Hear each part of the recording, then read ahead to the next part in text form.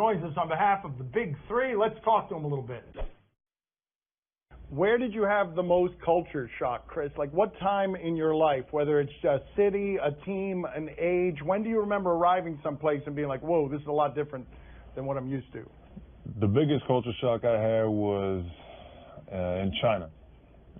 Coming from a small little school in Texas and going to Blinn Junior College, leaving Blinn Junior College and going to China to start my professional career. Just seeing their culture and seeing how their lifestyles were, it was a big culture shock. I bet you got a good story. Did you embarrass yourself? A lot of people get embarrassed themselves because they order the wrong thing or they do the wrong thing. They don't know what they're supposed to be doing. You have to have a story like that, right?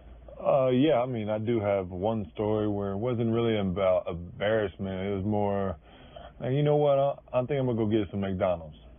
I tried to do it on my own without a translator, and I ended up at the train station. So it didn't go, so that you didn't get your McDonald's. That would seem to be the most basic thing that you can get from America. Nope, you ended up on a train. Ended up in a train station. So I definitely made sure the translator was with me everywhere I went. What did they make of you in China, though, right? Because I don't think they have a lot of 6'10" people who look like you in China. Well, back then I didn't have all these tattoos neither. But I was playing against Yao Ming when he was 17 years old. So, they knew what height was, but majority of the country was not that tall. So it was more like me walking down the street and everybody just part out of my way. When was the most fun playing basketball? Any point along the path for you? In all of the 40 years, the most fun you had was in what period? 2013, Miami Heat. Winning the championship, man. Being in South Florida, great weather, incredible people, great fans, good organization, great teammates, championship. Is there anywhere along the path where you doubted, where you thought to yourself, I'm not going to be able to make a game of this or a career of this? No, never had doubt. No, I've always been a pretty positive person, and I always had a really positive outlook on everything I was trying to achieve, my goals, my dreams, and never once had doubt. If there's a will, there's a way. So I always looked forward. Like they say, the windshield is a lot bigger than the rearview mirror.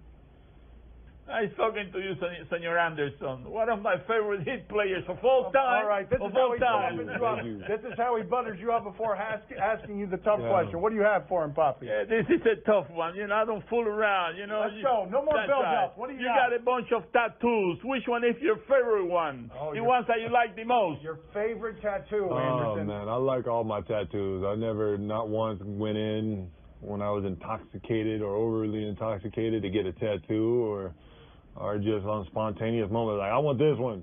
I want that one. Never happened. I like all my tattoos. No, you got to like one of them got to be better than the other one. He says there's got to be one. He is putting it up against you. You got to pick one, Anderson. I got to pick one? He's bullying you. I'm sorry. We brought him in. I'm sorry to do this to you. I like the tattoo that's on my butt cheek that has your name on my. All right, thank you. That's the answer that deserves. Thank you for not being badgered by my father. We appreciate the time, sir. Thank you guys. Does it say Papi or Gonzalo? I don't know.